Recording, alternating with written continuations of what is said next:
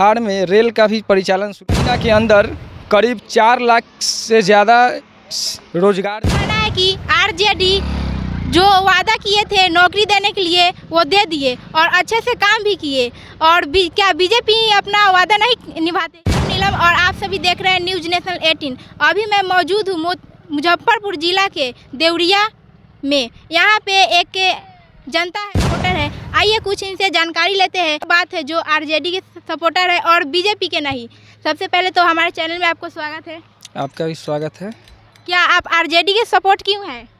RJD का support करते हैं इसलिए कि शुरू से ही लालू प्रसाद यादव अपने जीवन में जो भी काम किए अच्छा किए हैं। अब धीरे बीतत समय के बाद उनके बेटा उप मुख्यमंत्री बने श्री तेजस्वी यादव, जिन्होंने मात्र 13 महीना के अंदर करीब 4 लाख से ज़्यादा रोजगार दिया, जो भी वादा के मुताबिक हुआ। और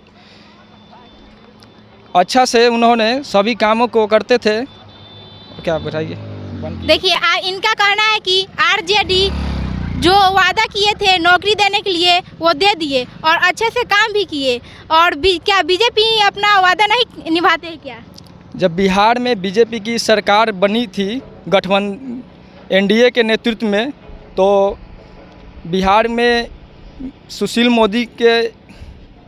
मोदी उस समय मुख्यमंत्री के रूप में थे, तो जिन्होंने वादा किया था कि एक साल के अंदर में 20 लाख रोजगार देने का, जो भी एक रोजगार भी नहीं दिया गया। बीजेपी सिर्फ धर्म का राजनीति करती है, जो कि एक साक्ष्य के समूह में नहीं है, और ये हिंदू और मुस्लिम को लड़ाने का काम करती है बीजेपी।